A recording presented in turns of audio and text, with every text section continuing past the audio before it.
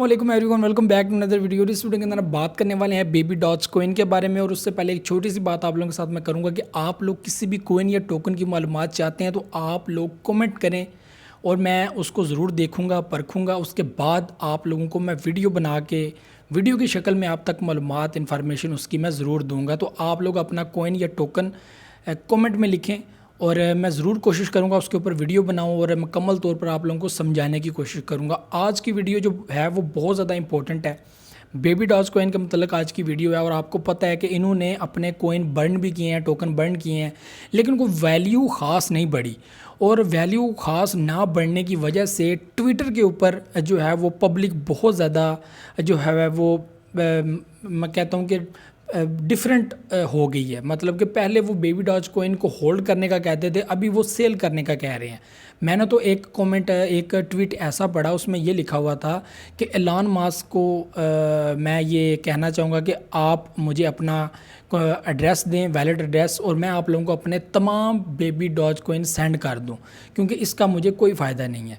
और ये वो ऐसे कोइन है जो जस्ट एक ट्वीट बेस पे फेमस हुए हैं, इनका और कोई किरदार नहीं है। और ये सिर्फ ट्विटर के ऊपर पब्लिक को अंगेज कर रहे हैं और इनकी जो वर्किंग है कोइन की वो बहुत ही कम है और बहुत ही स्लो है।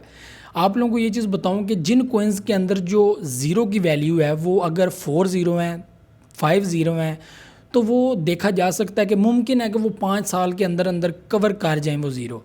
लेकिन जिनकी ज़ीरो की तादाद को 9 या 10 है, आप देखेंगे अगर मैं 1 USD का अगर बेबी डॉज कोइन बाय करता हूँ, ठीक है, बेबी डॉज कोइन 1 USD का बाय करता हूँ तो मुझे करोड़ों में टोकन मिल रहे हैं। ठीक है, आपको मैंने बता दिया कि 9 ज़ीरो के बाद उसकी वैल्यू स्टार्ट होती है 743 या जैसे भी 6% वो पंप हुआ है।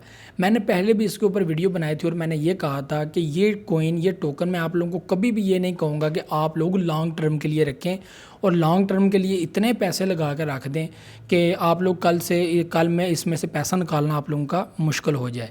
तो ये बहुत ही ज़्यादा इंपॉर्टेंट होता है। किसी भी कोइन या टोकन के बारे में आप लोगों को मालूमात होनी चाहिए और आप लोगों को पता होना चाहिए कि आप जहाँ पैसे लगा रहे हो आप लोगों के पैसे कल को रिकवर होंगे या नहीं होंगे। इसके रिलेटेड ही आप लोग अगर बात करो शिबा इनू की, अगर आप बात करो सेफ मून की, तो आपको पता है कि उनकी वैल्यूज़ इस वक्त कहाँ हैं। उनमें अगर फ़र्क है कि थोड़ी सी पंपिंग के बाद उनके जो कोइंस में जो ज़ीरो की तादाद है वो 4 या 3 रह जाएगी।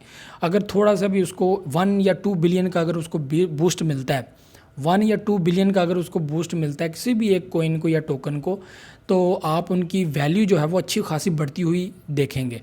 तो ये चीज़ें बहुत ज़्यादा इंपॉर्टेंट होती हैं। और ये 5 साल के प्रोजेक्ट, 4 साल के प्रोजेक्ट और इनके साथ टीम वर्क, आप लोगों को ये देखना होता है कि ये टीम वर्क कैसा हो रहा है और ये पीछे काम कैसा कर रहे हैं, इनकी जो ये लिस्टिंग कर रहे हैं, ये आगे पीछे ये पैसा इस्तेमाल कर रहे हैं, और पब्लिक अप्रोच कितनी आसान है। और ये बहुत सारी चीज़ें हैं जो मायने रखती हैं। सबसे ज़्यादा जो इम्पोर्टेंट है वो है बायर, कि आपके कोइन को बाय करने वाले कितने हैं। देखें, एक छोटी सी मैं आप लोगों को मिसाल दूंगा। फ़र्ज़ करें एक मार्केट में मैं टोकन लॉन्च करता हूं और लॉन्च करने के साथ मैं उसके टोकन की तादाद जो है वो 1 लाख रख देता हूं। 1 लाख टोकन की मैं तादाद रख लेता हूं और वो 1 लाख टोकन जो हैं, फ़र्ज़ करें उसके अंदर 1 लाख रुपया इन्वेस्ट हो चुका है मेरी तरफ से। 1 लाख और 1 लाख USD और 1 लाख टोकन, ठीक है। अब देखें ये दोनों की वैल्यू सेम है। इससे आप लोगों को क्या पता चलता है कि जो टोकन की वैल्यू है वो 1 USD है, मतलब कि 1 लाख USD हैं और 1 लाख ही टोकन है, ठीक है, जो मैंने मार्केट के अंदर रखे हुए हैं। अगर जो है मैं टोकन को बर्न करता हूँ, मैं कहता हूँ कि मैं टोकन निकाल देता हूँ, साइड पे कर देता हूँ, पैसे वहाँ ही रखता हूँ, अमाउंट वहाँ ही रखता हूँ, अमाउंट को नहीं मैं छेड़ता, मैं कहता हूँ अमाउंट बीच में रहे, लेकिन मैंने इसकी वैल्यू बढ़ानी है, मैंने इस कोइन की वैल्यू बढ़ानी है। तो कोइन की वैल्यू कैसे बढ़ेगी, मैं उसको बर्न कर दूंगा, मैं 20% बर्न कर दूंगा, मेरे पास 80,000 टोकन रह जाएंगे और मेरे पास जो वैल्यू है वो 1 लाख है। तो डेफिनेटली टोकन की वैल्यू बढ़ेगी, वो पंप करेगा। क्यों? क्योंकि USD ज़्यादा हैं और टोकन कम है। अब इसको मज़ीद कम कर दें, मैं कहता हूँ कि 50% रह गए हैं, टोटल 50,000 मेरे पास रह गए हैं, 1 लाख नहीं है।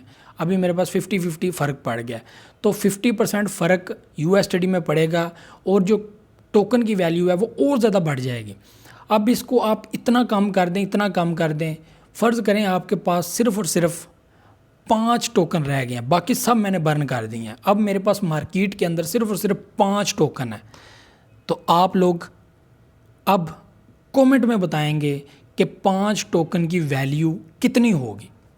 1 लाख रुपया वहाँ पर ही है, वहाँ पर ही पड़ा हुआ है, स्टिल 1 USD वहाँ पर 1 लाख USD पड़ा हुआ है। अब आप लोगों ने मुझे कमेंट में बताना है कि वो 5 USD 5 टोकन है, तो एक टोकन की वैल्यू कितनी होगी, वो कितने रुपए का होगा, कितने USD का होगा। तो सेम टू सेम ये प्रोसेस है। करते क्या हैं, ये पैसा निकाल लेते हैं। पैसा निकालने के बाद जो कोइन उसमें से निकलते हैं वो बर्न कर देते हैं, पैसा भी निकल जाता है। अगर पैसा उसी जगह पर रहे तो डेफिनेटली कोइन बर्न करेगा, कोइन पंप करेगा, टोकन पंप करेगा। तो ये चीज़ें हम लोगों को समझ नहीं आती। ये बहुत बड़ा फंडा है, फार्मूला है। देखें, आपने कोइन भी निकालने हैं और आप लोगों ने पैसा भी निकालना है। अगर आप लोग पैसा मार्केट के अंदर ही रखते हो और सिर्फ कोइन निकाल के बर्न कर देते हो तो डेफिनेटली उसकी वैल्यू बढ़ेगी। आपको मैं एक और छोटी सी मिसाल दूंगा विटैलिक की। आपको पता है कि शिबा में से उसने $1 बिलियन निकाल लिया था। $1 बिलियन निकालने के बाद 410 ट्रिलियन 400 ट्रिलियन टोकन बर्न हो गए थे। वो वजह क्या बनी थी?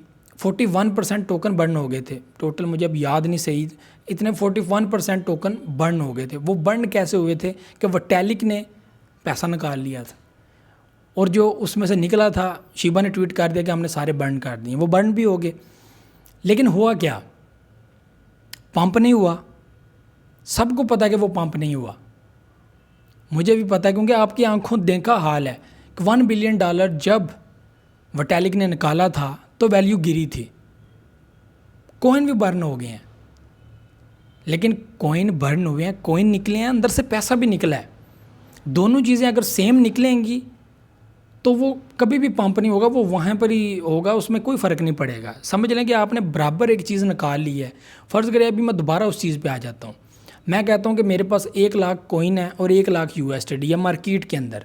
अगर मैं उसमें से 20% टोकन भी निकाल लूँगा और 20% की मैं मतलब यहाँ पे 2000 यहाँ पे 20,000 टोकन और 20,000 USD दोनों अगर सेम वैल्यू में निकल जाएंगे तो उनकी वैल्यू पे क्या फ़र्क पड़ेगा?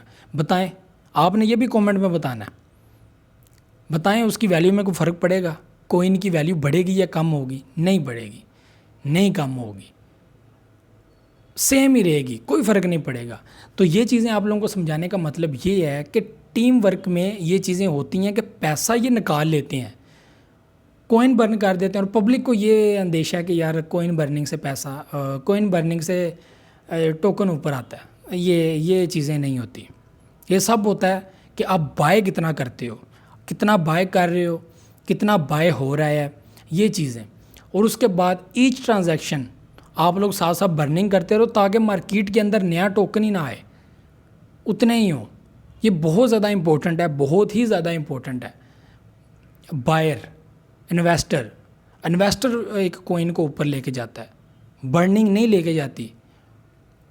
बर्निंग का भी एक तरीकाकार है, वो आप लोगों को लादा कभी मैं वीडियो में समझाऊंगा कि बर्निंग एग्जैक्टली होती कैसे है, वो क्यों की जाती है और क्यों ज़रूरी होती है। अभी बेबी डॉज कोइन है, उसके 9 ज़ीरो हैं। अब 9 ज़ीरो कैसे किल होंगे? इतना बड़ा इन्वेस्टर चाहिए आप लोगों को। अगर अब आप लोग 1 USD, अगर मैंने 1 USD का भी अगर बाय किया हुआ है बेबी डॉज कोइन, तो कल को ये जितना मर्जी पंप हो जाए, मुझे तो मुफ्त के पैसे दे गया। मुझे 300 USD, 1000 USD भी दे गया सिर्फ 1 USD के बदले। मुझे और क्या चाहिए? तो ये चीज़ें बहुत ज़्यादा सोचने और समझने वाली हैं कि 1 USD का आप लोगों को करोड़ों की तादाद में आप लोगों को कॉइन्स मिल रहे हैं। तो वो एक होल्डर तो नहीं है। इस वक्त जो बेबी डॉज कॉइन का होल्डर है वो 2 लाख प्लस है। 2 लाख प्लस बंदों ने कितने % टोकन बाय किए होंगे। अब इतने % लेने के बाद अब उनको पंप भी करना है, उस कॉइन को पंप करना है, उसकी वैल्यू को बढ़ाना है। तो यार ये तो 15-20 साल भी इस पर फ़र्क नहीं पड़ेगा। वही है कि इसके अंदर थोड़ा पैसा आएगा, पब्लिक निकाल लेगी, फिर कोई पैसा डालेगा, फिर निकाल लेगी। तो आप लोगों को यही कहता हूँ कि जैसे ये पंप हो, इसमें से पैसा निकाल लो, जैसे डंप हो थोड़े से ख़रीद लो, फिर पंप हो फिर बेच दो। तो ये चीज़ें आप लोगों ने समझनी है। इसे कहते हैं क्रिप्टो करेंसी मार्केट के अंदर वर्क करना। लॉन्ग टर्म आपको बताया, कुछ पॉलिसीज़ होती हैं, कुछ चीज़ें होती हैं, आप लोग वो फॉलो करो तो आप लॉन्ग टर्म के लिए रख सकते हो। ये सिर्फ और सिर्फ एक फार्मूला है जिसको कॉपी किया गया है, वो डॉज कॉइन है। आप डॉज कॉइन को लॉन्ग टर्म के लिए रख सकते हो, फ़ायदा देगा। लेकिन ये जो कॉपीड हैं, जो किसी को देख के चल रहे हैं, तो वो कब तक चलेंगे? तो फ्लॉप है, फंडा फ्लॉप है ये। तो ये चीज़ें आप लोगों ने जहन में रखनी है। तो ये आज की वीडियो थी। वीडियो को लाइक शेयर एंड कमेंट लाजमी कीजिएगा, अपना कमेंट लाजमी दीजिएगा। जो मैंने चीज़ें बताई हैं आपको ज़रूर समझ आई होंगी।